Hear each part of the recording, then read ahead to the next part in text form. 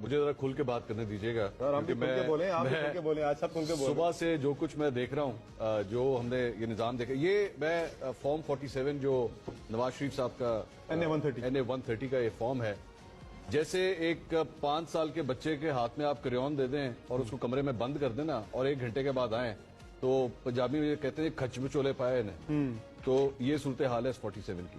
یہ ایکچولی آپ کے اینڈ لیٹ می سے دس، یہ آپ کے انتخابی سسٹم کے اوپر نا ایک تماچا ہے، اس سے کم نہیں ہے۔ شرم آتی ہے اس فارم کو دیکھتے ہوئے کہ کوئی ذی شعور آدمی جو پڑھا لکھا آدمی ہوگا نا، جب وہ اس فارم کو دیکھے گا تو وہ کہے گا میں اس نظام کا حصہ ہوں۔ آپ اس لیے مجھے کہتے ہیں کہ میں جمہوریت میں آ کے ووٹ ڈالوں؟ آپ صرف ایک 4 سال کے بچے کو جس کو تھوڑی سی میتھس آتی ہوگی نا، وہ بھی کیلکولیٹ کرے گا تو وہ کہے گا یہ کیا ہے، کیا یہ مطلب میں یہ بیسیکلی یہ وہ حلقہ ہے جہاں پہ میں خود پیدا ہوا ہوں۔ NA-130 میں پیدا ہوا، میں نے اپنا بچپن سارا وہاں پہ گزارا۔ پاکستان کا سب سے بڑے پروٹیسٹ جو ہیں لاہور میں جو ہوتے ہیں وہ اس حلقے میں ہوتے ہیں، مال روڈ کے اوپر۔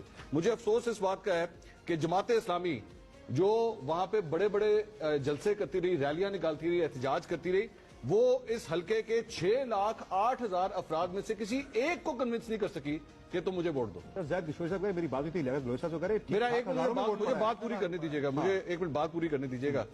دوسری بات یہ کہ آپ نے جو اس کے بعد یہ جو مہر بانو قریشی 16,500 ووٹ ریجیکٹ ہو گئے ملتان کے اندر، مطلب وہاں کے لوگوں کو اتنی سینس نہیں ہے کہ انہوں نے ووٹ کس طرح ڈالنا۔ 16,500 ووٹ یہاں پہ اسی لاہور کے اندر، اب اسی کے مطابق جو ہے 650 ووٹ ہے جو ریجیکٹ ہوا ہے۔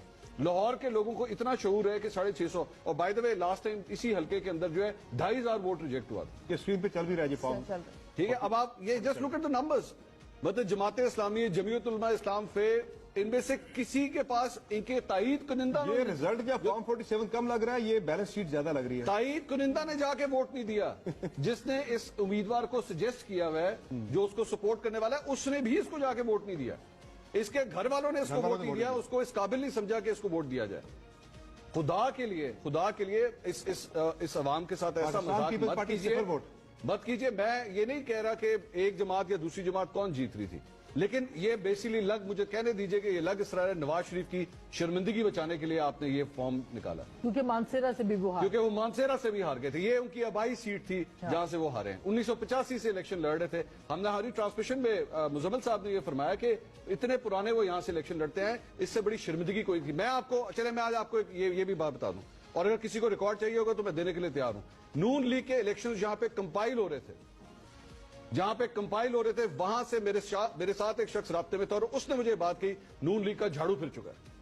اس نے خود اپنے منہ سے کہا کہ ہمارا ستیہ ناش ہو گیا۔ اس نے کہا میں نے خود مریم نواز شریف، یہ میرے سامنے بیٹھے ہوئے سب کے منہ اترے میں نیچے، اور آج صبح جب آپ اٹھ کے دیکھتے تو آپ جا کے عوام کو یہ بتا رہے ہیں کہ جناب نون لیگ جو ہے سنگل لارجسٹ پارٹی ان کے سامنے آ رہی ہے۔ خدا کے لیے اب دیکھیں بڑا پن یہ ہے کہ امیر حیدر ہوتی جو ہے انہوں نے مستعفی ہونے کا اعلان کیا۔ میں یہ ایک بڑی اہم بات ہے کہ وچ از گڈ۔ آپ احساس کر رہے ہیں، آپ لوگوں کے عوام کے مینڈیٹ کو تسلیم